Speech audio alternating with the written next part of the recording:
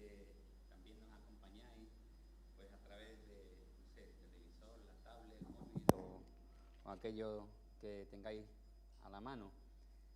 Vamos a seguir, pues este es el tercer estudio que damos de la carta que estamos viendo, la primera carta de Pedro, y bajo el título general de Firmes en la Gracia. Y bueno, hemos estado viendo algunas cosas, vimos que el tema de la carta era cómo vivir victorioso en medio del sufrimiento, y hablábamos de que, pues, permaneciendo firmes en la gracia de Dios, en la que nos va a ayudar a vivir en medio de todas las circunstancias. Y el texto clave que, digamos, donde baso este estudio de permanecer firmes en la gracia de Dios, es primera de Pedro 5:12, donde dice que por conducto de Silvano, nuestro fiel hermano, porque así lo considero, os he escrito brevemente, exhortando y testificando que esta es la verdadera gracia de Dios, está firme en ella. Y este es el bosquejo general.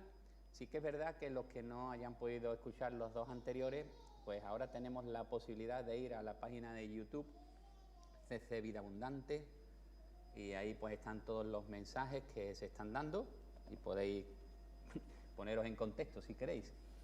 Hemos visto que la gracia que produce seguridad, esta es la gracia de Dios que produce seguridad. Lo vimos en el primer estudio, en los primeros 12 de versículos. Después estuvimos viendo el estudio anterior, la gracia que asiste para vivir en santidad. Hoy vamos a continuar con eso.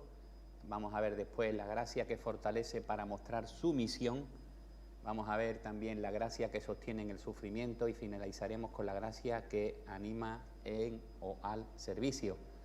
La gracia que produce seguridad. Hemos visto que podíamos estar seguros y confiados y contentos en el Señor, pues al considerar pues nuestra verdadera identidad, al considerar nuestra herencia futura, al considerar el propósito de las pruebas presentes y al considerar el ejemplo de Cristo profetizado en el pasado.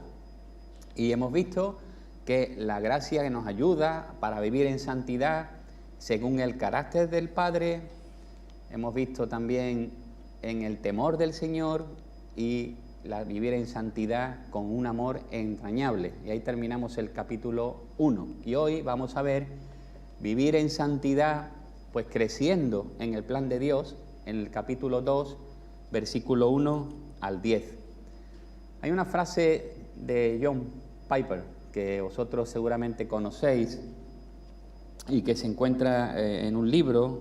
El libro se llama No desperdicies tu vida, y es muy interesante, y quiero usarla como introducción. Él dice: Dios me creó a mí y a ti para vivir con una pasión transformadora, abarcadora, única. ¿Cuál? La pasión por glorificar a Dios al disfrutar y demostrar su suprema excelencia en todas las esferas de la vida. Las acciones de disfrutar y demostrar son cruciales. Atentos, porque si intentamos demostrar la excelencia de Dios sin gozo, mostraremos una cáscara de hipocresía y crearemos desprecio o legalismo. Pero si afirmamos disfrutar de su excelencia y no la demostramos para que otros la vean y admiren, nos engañaremos, porque la marca registrada del gozo de Dios debe desbordarse y expandirse, extenderse hacia el corazón de los demás. La vida desperdiciada será la vida sin pasión por la supremacía de Dios en todas las cosas y por el gozo de todas las personas. Así que lo que está diciendo este hermano nuestro, John Piper, es que lo importante, hemos sido creados para que vivamos la vida con una pasión que pueda hacernos disfrutar la vida de Cristo en todas las áreas de nuestra vida. Si no estamos disfrutando nosotros, en primer lugar, de la presencia y de la vida de Cristo, somos religiosos, somos legalistas, estamos viviendo una vida supuestamente cristiana, pero sin un disfrute de la persona de Jesús. Eso es tremendo, eso es desperdiciar la vida. Pero él dice también Pero es que si tú estás viviendo la plenitud de Cristo, te sientes satisfecho con la comunión que tienes con el Señor y esa supremacía suya y excelencia en tu vida te inundan, pero no sale hacia afuera, no se está desbordando, no se está compartiendo con las demás vidas, no está haciendo que los demás puedan ver esa realidad tuya, igualmente te estás engañando, igualmente estás desperdiciando tu vida. Así que hay dos opciones: o vives la pasión de Cristo sin compartirla, con lo cual es malo, o no vives la pasión de Cristo realmente, tampoco compartes, pero estás viviendo una religiosidad. Yo me quedo con esta frase bastante retado, por decirlo de alguna manera, retado y motivado. Y yo lo que quiero es experimentar el gozo de Dios, la vida de Cristo, en mi vida primero, y que eso sea un desborde que se extiende hacia las otras personas que están en oscuridad. La pregunta que surge y que nos sirve un poco para la reflexión de hoy es: ¿cómo puedo yo crecer en santidad y cumplir con el plan de Dios? ¿Cómo puedo yo vivir la vida que Dios quiere para mí, que es la vida de santidad, y a la misma vez cumplir con su plan, con su propósito? El texto que hoy tenemos por delante, Dios nos va a hablar a todos a través del apóstol Pedro y nos dice que podemos contar con su gracia para poder vivir en santidad. Podemos crecer y cumplir con su plan de manera individual y de manera también comunitaria. Así que vamos a leer el pasaje, capítulo 2, primera de Pedro 2, del 1 al 10. Y dice allí la palabra de Dios: por tanto, desechando toda malicia y todo engaño e hipocresías, envidias y toda difamación, desead como niños recién nacidos la leche pura de la palabra, para que por ella crezcáis para salvación, si es que habéis probado la benignidad del Señor. Y viniendo a Él como una piedra viva, desechada por los hombres, pero escogida y preciosa delante de Dios, también vosotros, como piedras vivas, sed edificados como casa espiritual, para un sacerdocio santo, para ofrecer sacrificios espirituales aceptables a Dios por medio de Jesucristo. Pues esto se encuentra en la Escritura. He aquí pongo en Sión una piedra escogida, una piedra preciosa, piedra angular, y el que crea en Él no será avergonzado. Este precioso valor es pues para vosotros los que creéis, pero para los que no creen, la piedra que desecharon los constructores, esa piedra angular, se ha convertido en piedra de tropiezo y roca de escándalo, pues ellos tropiezan porque son desobedientes a la palabra, y para ello estaban también destinados. Pero vosotros sois linaje escogido, real sacerdocio, nación santa, pueblo adquirido para posesión de Dios, a fin de que anunciáis las virtudes de aquel que os llamó de las tinieblas a su luz admirable.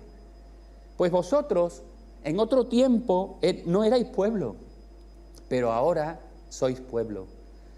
Sois pueblo de Dios. No habíais recibido misericordia, pero ahora habéis recibido misericordia.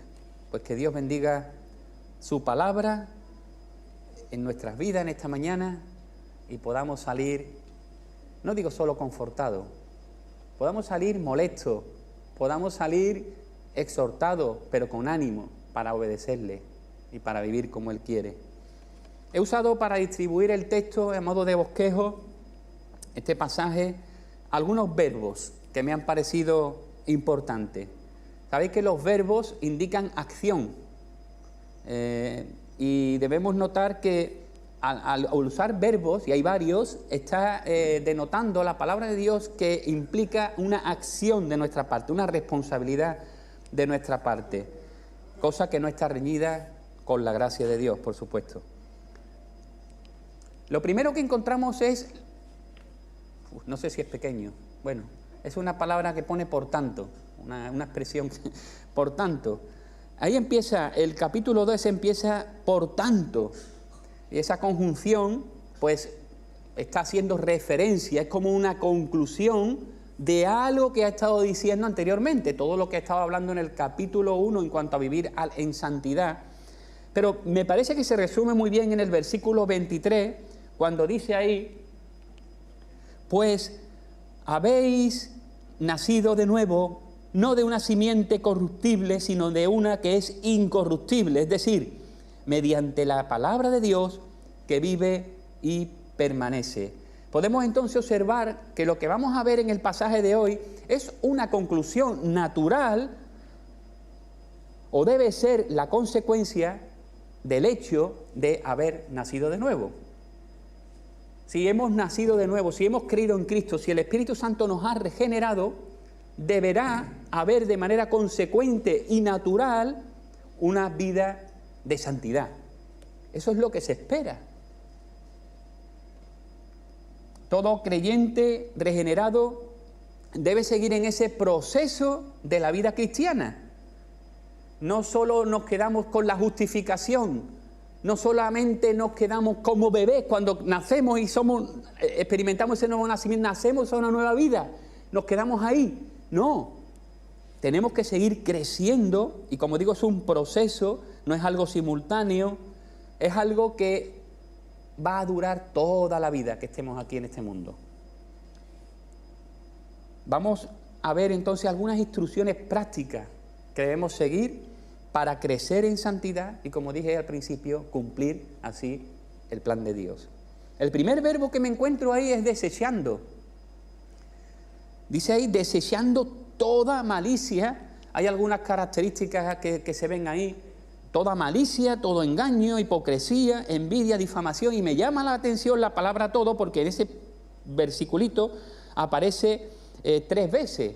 Y lo que Pedro está diciendo ahí, mira, hay que hacer algo en sentido negativo, es decir, hay que desechar, hay que dejar. Y vamos a poner una serie de actitudes que son genéricas. Quizás la malicia incluya todas las demás manifestaciones que dañan tu propia vida, que no te permiten crecer, pero que además dañan las relaciones de amor que deberían darse, como estamos leyendo en el capítulo anterior, entre nosotros. Y es interesante que la palabra desechar, y he estado investigando este pasaje, bueno, intento investigar todos los pasajes, pero de manera, ahora que estamos en la palabra desechar en el texto original, en el hebreo, implica la idea de quitarse la ropa. En este caso, quitarse esa ropa sucia que implica todas estas actitudes que impiden el crecimiento y que dañan al resto de los hermanos.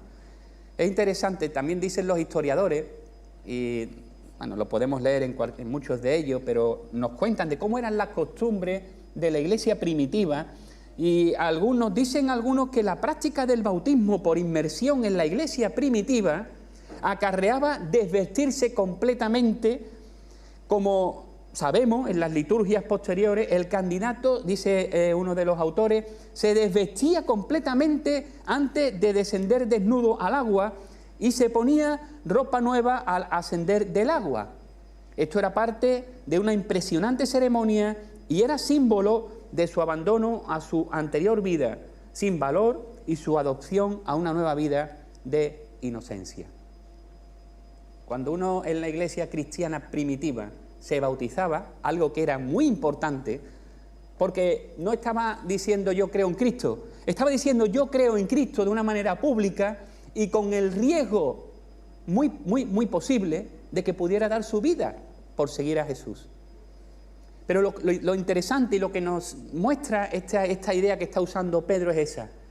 Hay que desechar todas estas cosas, hay que abandonar, hay que quitarse ese traje. El nuevo nacimiento no quita de nosotros la vieja naturaleza. Cuando hemos creído en Cristo, cuando hemos sido regenerados por el Espíritu Santo, cuando hemos sido incluidos, identificados con Jesús, unidos a Jesús, unidos a la Iglesia, no hemos sido liberados de nuestra vieja naturaleza, de nuestra carne, de nuestros propios deseos. Siguen estando ahí. Pero sí hemos recibido la nueva vida en Cristo. En ella podemos crecer y podemos vivir de acuerdo a las demandas de Dios. Esto no es algo fácil, no es algo fácil y no es algo que sea de extrañar a nosotros, porque no solo es el apóstol Pedro, es el apóstol Pablo, es Santiago, es Juan. Hay montones de listas en la Escritura de pecados y exhortaciones a los creyentes a que dejen estas cosas, con lo cual no es algo automático, no es algo que el creyente ya cuando cree en Cristo dice desaparece todo el pecado y toda la vieja vida, no, existe todavía, y tiene que seguir la palabra de Dios animándonos, retándonos, exhortándonos a arrepentirnos, a dejar estas cosas, a poner de nuestra parte para que el Espíritu pueda vivir y hacer su obra en nosotros. Mirad algunos ejemplos, el apóstol Pablo, como lo dice en Efesios capítulo 4 y versículo 22, que en cuanto a vuestra anterior manera de vivir, os despojéis del viejo hombre que se corrompe según los deseos engañosos, y que seáis renovados en el espíritu de vuestra mente. ¿Y qué? Y os vistáis del nuevo hombre, el cual en la semejanza de Dios ha sido creado en la justicia y santidad. Por tanto, dejando a un lado la falsedad, hablad verdad cada cual con su prójimo, porque somos miembros los unos de los otros. O también Colosenses, que se ha citado en esta mañana, esa carta, es el mismo apóstol Pablo, capítulo 3 y versículo 8, mirad lo que dice ahí. Ahora desechad también vosotros todas estas cosas. ¿Y qué cosas son? Ira, enojo, malicia, maledicencia, lengua soez de vuestra boca. No mintáis los unos a los otros. Pues esto que habéis desechado al viejo hombre con sus malos hábitos y habéis vestido del nuevo hombre, el cual se va renovando en un verdadero conocimiento y tal y cual. Sigue ahí explicando y dando todas estas amonestaciones, ¿no? Y Santiago igualmente. En fin, la palabra de Dios nos anima, nos exhorta a que dejemos esto. La exhortación no es a luchar con estos males, no es hacerlo en nuestra propia carne, no es nuestra propia naturaleza, no es una lucha que nos frustre, es decidir dejar, decidir abandonar, quitarnos el traje y dejar que la vida de Cristo fluya a través de nosotros. Y disfrutamos de nuestra nueva vida en Cristo cuando anhelamos, cuando deseamos el alimento espiritual y así crecemos en nuestra salvación. Y eso es lo que el siguiente verbo y el siguiente punto. Desead. Desead como niños recién nacidos la leche pura de la palabra para que por ella crezcáis para salvación. De los verbos que voy a usar, el único en el texto que está en modo imperativo es este. Desead. Es una orden, no es una opción. No nos está diciendo la palabra, oye, ¿por qué no ponéis un poquito de vuestra parte y os animáis a leer la Biblia? ¿Por qué no hacéis un poco para que tengáis un poquito más de apetito para acercaros a la palabra de Dios cada día, un ratito, aunque sea? No. Desead. Es una orden, es un mandato. Y es una expresión fuerte. Se podría traducir como desarrollar apetito por. La idea de Pedro no es que los destinatarios en este caso sean niños recién nacidos, no es la idea. Está escribiendo a creyentes, tanto creyentes de trasfondo judío como creyentes gentiles o no judíos que vivían en toda la región de allí de Asia.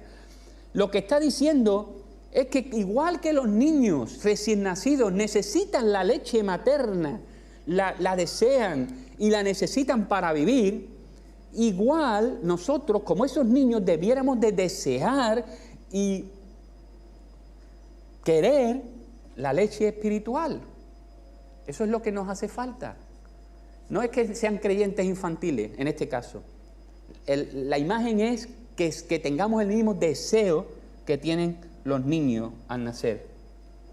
Y no solo debe ser instintivo el deseo por la palabra, sino que debemos desarrollar ese apetito por ella. Alguien dijo, es triste ver cuando los cristianos no tienen apetito por la palabra, sino que deben ser alimentados religiosamente para mantener o a manera de entretenimiento. No es natural. Si no tenemos deseo por la palabra de Dios, necesitamos pedirle perdón al Señor. Estamos viviendo en nuestra carne, esa es la tendencia de la vieja naturaleza. Tenemos que dejar eso y tenemos que dejar que el Espíritu, pedirle perdón al Señor y ir a la palabra. Alguien decía, tenemos que ir a la palabra hasta que para nosotros sea como un hábito y podamos entenderla y no darnos por vencidos hasta que sea natural para nosotros. En la medida que nos alimentamos de la palabra, ¿qué dice el texto? Para que por ella podáis crecer para salvación. Bueno, no está hablando aquí ya de la salvación del alma, pero sí crecer en esa salvación. Ese es el proceso de la santificación. Es el proceso de vivir nuestra experiencia y crecer para salvación, ser cada vez más santos, ser cada vez más salvos del pecado. Esa es la idea. Nos estamos alimentando, estamos creciendo, nos estamos fortaleciendo y cada vez somos más salvos de aquellas cosas que nos contaminan. Estamos creciendo. Y el incentivo, mirad, ¿cuál es el incentivo para acercarnos, para desear, para querer la leche espiritual pura? Que en otros textos dice que no tiene contaminación, que es perfecta, ¿no? El incentivo dice, si es que habéis probado la benignidad del Señor. Mejor se puede traducir, ya que habéis probado la benignidad del Señor. Y el texto hace una alusión, Pedro lo hace mucho, al Antiguo Testamento, Salmo 34, versículo 8, gustad y ved que es bueno Jehová. ¿Habéis comprobado que Dios es bueno? ¿Habéis comprobado la bondad de Dios? ¿Habéis experimentado el amor de Dios en vuestras vidas?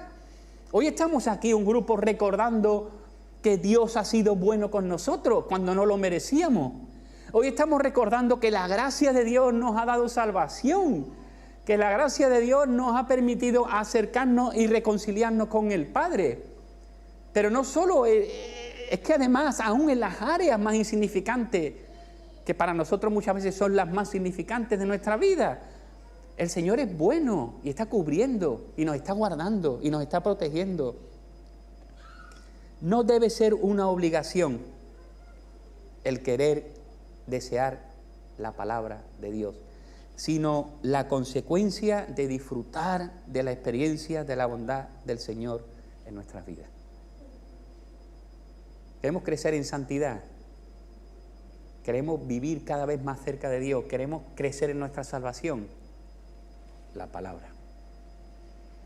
Este es nuestro único alimento, por excelencia.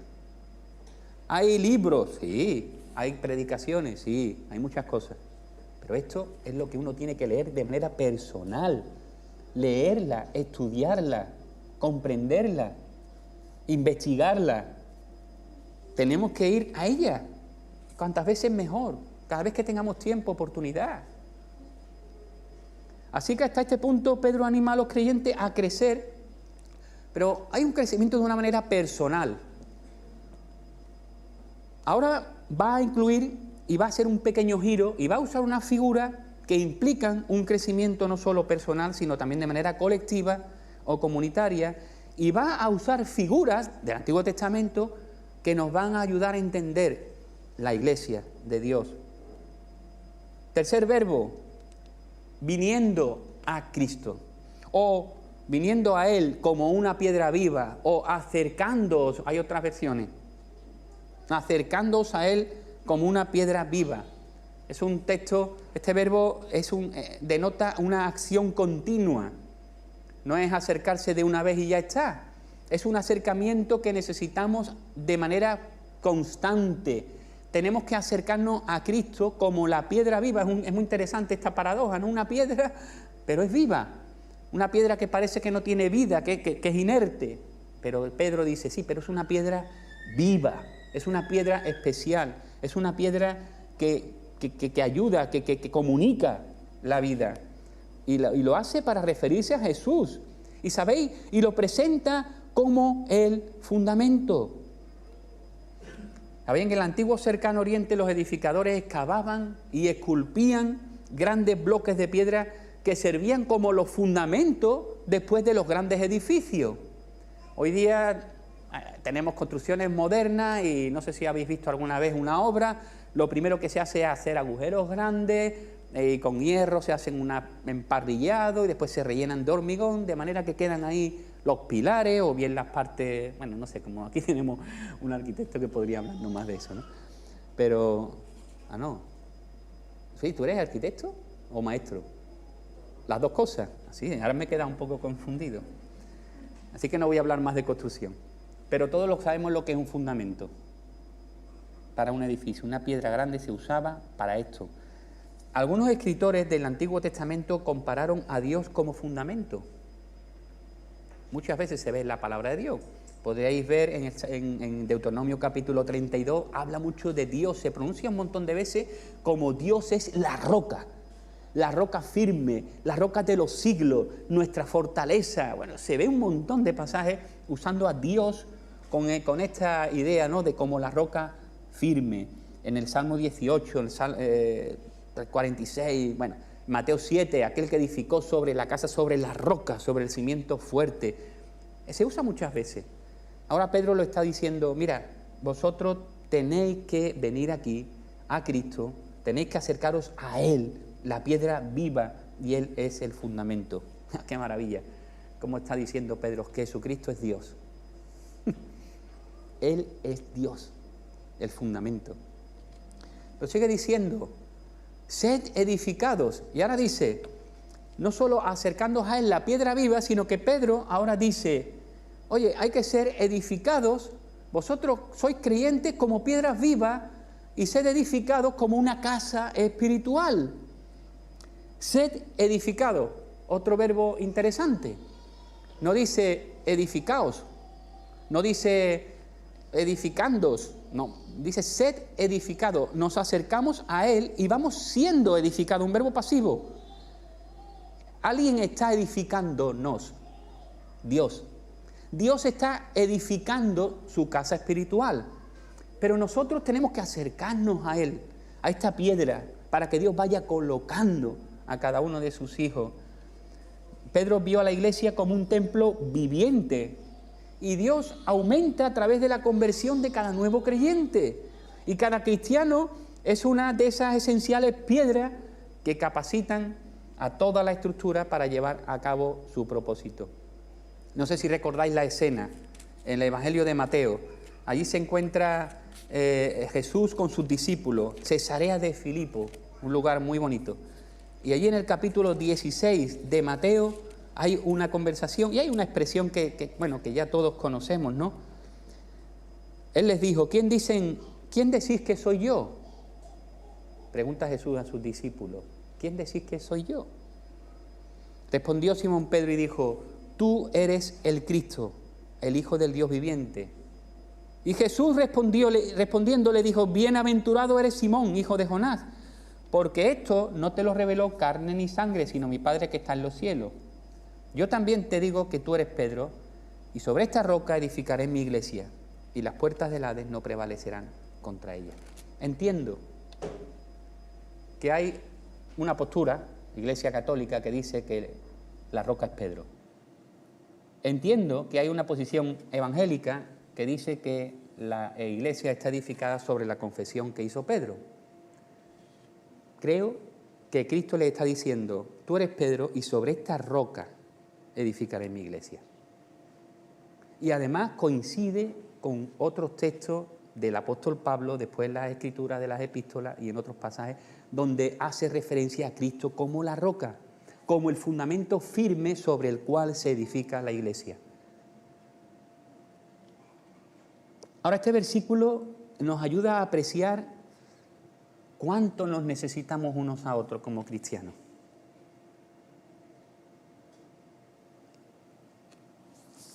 Dios tiene un propósito para que todos nosotros llevemos a cabo y el cual no vamos a poder completar de forma individual.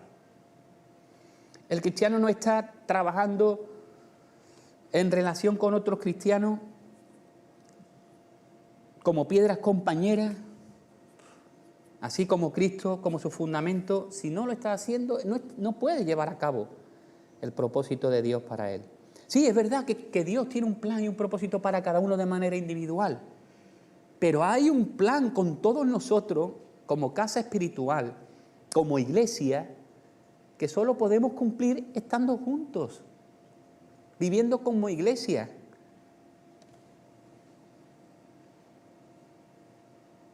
Mientras un ladrillo esté solo, no sirve para mucho.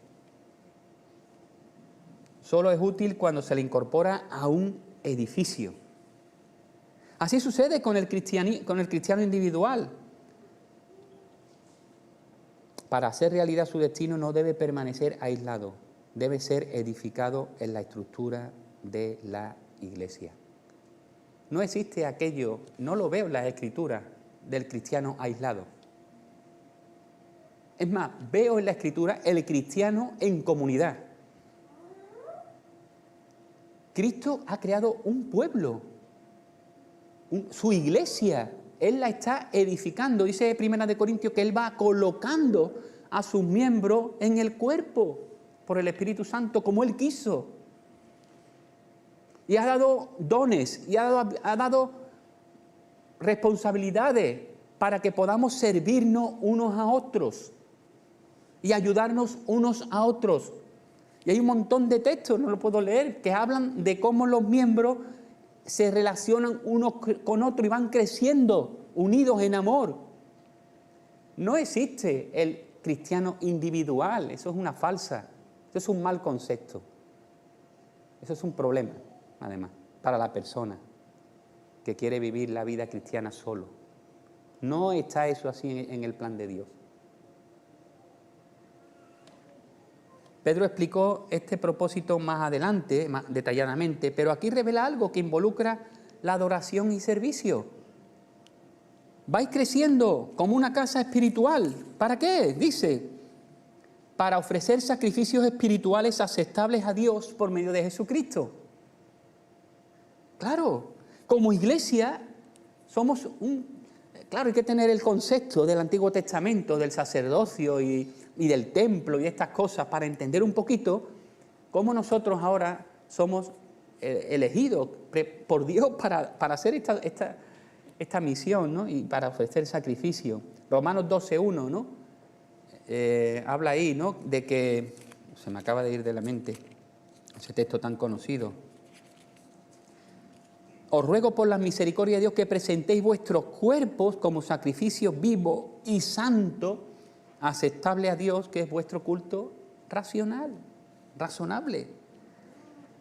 Hebreos 13:15 también habla ahí la palabra de Dios y dice, por tanto ofrezcamos continuamente mediante Él sacrificio de alabanza a Dios, es decir, el fruto de labios que confiesan su nombre. Y no os olvidéis de hacer el bien y de la ayuda mutua, porque de tales sacrificios se agrada a Dios. Y Filipenses también, capítulo 4 y versículo 18, también habla de lo mismo, de ofrecer sacrificios espirituales a Dios. Ahora, lo que Dios desea por encima de todo es el amor de nuestros corazones y el servicio de nuestras vidas. Dios no quiere nuestras manos. No necesita nuestras manos. Dios es el que lo ha hecho todo, el que lo sustenta todo, ¿no? Él nos da la posibilidad de colaborar con Él en su reino. Él quiere nuestro corazón, más que nada. Es cuestión de actitud. Cuando damos nuestro corazón a Dios, cuando damos nuestra vida completamente a Dios, Él nos va a usar. Nos va a abrir puertas, nos va a dar la posibilidad de ser usado. Pero eso es lo más importante. Este es el sacrificio perfecto que tenemos que hacer todos nosotros como cristianos. Hay una explicación aquí ahora. Bueno, esto veis como, si lo otro hablaba de un crecimiento personal, esto habla como de un crecimiento colectivo, ¿no? También comunitario. Acercándonos a Él, un templo vivo, piedras vivas, una casa espiritual, figuras que usa Pedro. Ahora, en los versículos 6 al 8 hay como una explicación ahí.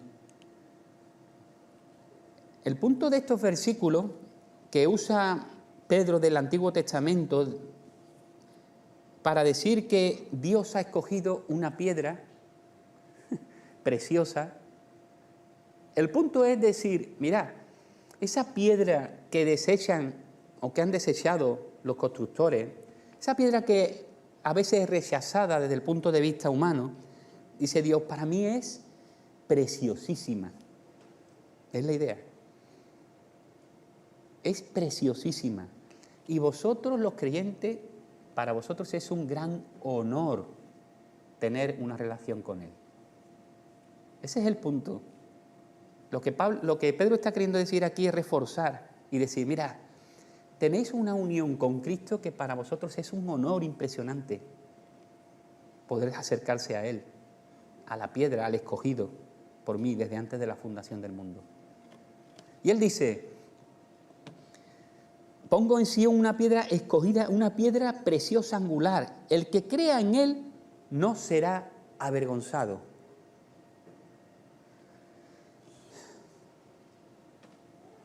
Este precioso valor, dice, este precioso honor, también se puede traducir, pues es para vosotros los que creéis. Pero para los que no creen, la piedra que desecharon los constructores, aquí hay una referencia en primer lugar, ¿quiénes son estos constructores que desechan? Bueno, los líderes religiosos. Los líderes religiosos de la nación de Israel desecharon a Cristo, desecharon al Mesías, de manera desobediente y rebelde, una y otra vez han rechazado al escogido.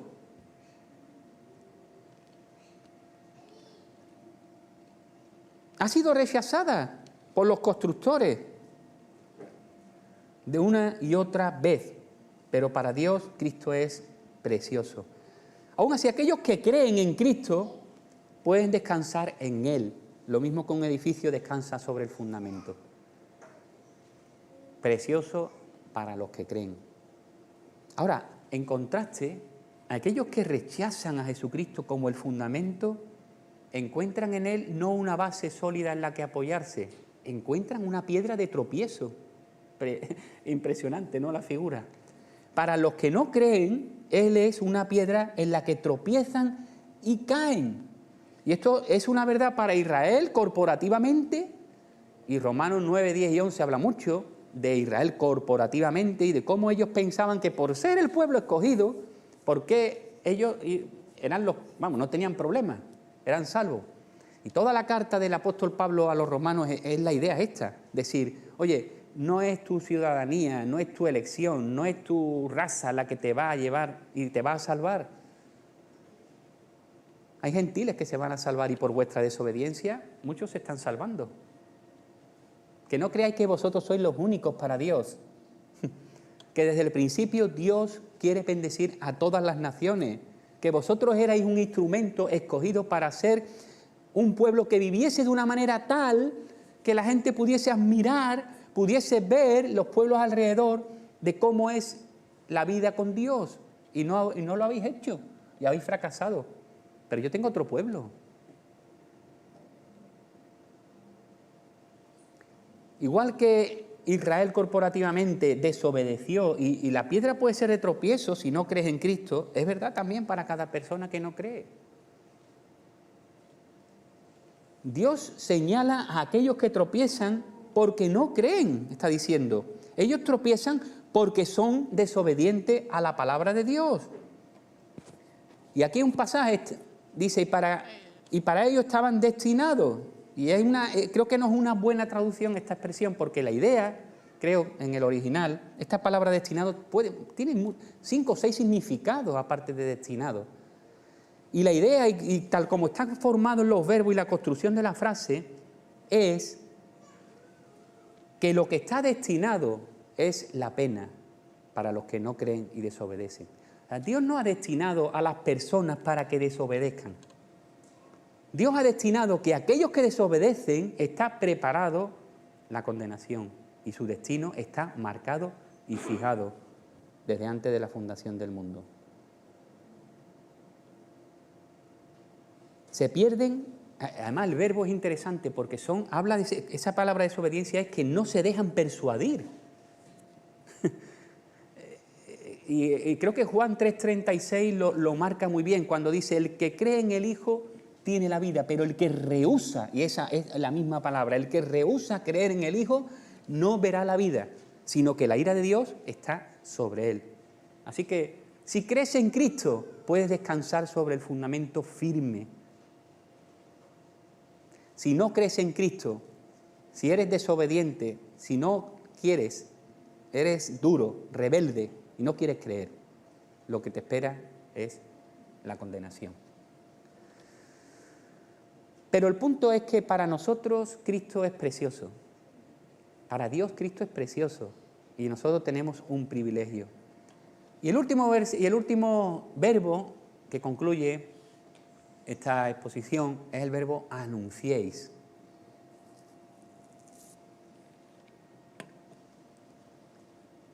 Pedro nuevamente usa figuras del Antiguo Testamento y recuerda el plan que Dios había marcado para Israel como pueblo especial, escogido, como digo, para ser una nación diferente. Y no lo cumplieron. Y ahora dice aquí, vosotros sois linaje escogido, real sacerdocio, nación santa, pueblo adquirido para posesión de Dios. Somos un pueblo para Él. ¿Y cuál era la misión de Israel? Ser luz. ¿Y cuál es la misión de la iglesia? Ser luz. Para que anunciéis las virtudes, las excelencias morales de aquel que os llamó de las tinieblas a su luz admirable. La gran comisión, Mateo 18, 19 y 20. Eso es diferente entre la iglesia e Israel. A Israel no se le manda que vaya, a Israel se le manda que viva, para que vean. A la iglesia se le dice id. Curioso, ¿no? Una de las tantas diferencias que hay entre Israel y la iglesia. Ahora dice, vosotros, la iglesia, tenéis ese mismo plan. Ser el instrumento a través del cual la luz de Dios alcance a personas que todavía están en tinieblas espirituales. ¿Sabéis? Necesitamos como cristianos entender y apreciar el propósito de Dios para la iglesia. Y Pablo lo está presentando muy claramente aquí. Cuando perdemos esta visión, nos convertimos en gente sin propósito en la vida. Empezamos a mirarnos a nosotros mismos. Nos resistimos a sacrificarnos. Nuestras metas ya no incluyen a Dios. Nos preocupamos en exceso por las cosas materiales. Perder la visión es una pena, es triste. Para vivir una vida santa necesitamos entender la razón por la que es necesario vivir vida santa. Mirad el último versículo. Bueno, se me pasaba esto ahora, que somos llamados también para anunciar las virtudes de Cristo, también como otro se une con la otra misión de la iglesia, de ofrecer sacrificio y de anunciar virtudes. Mirad el último texto, el último versículo. ¿Por qué nosotros tenemos que vivir en santidad y cumplir el plan de Dios? Porque vosotros en otro tiempo no erais pueblo, pero ahora sois el pueblo de Dios. ¡Wow! ¡Qué diferencia!, ¿no? No habéis recibido misericordia, pero ahora habéis recibido misericordia.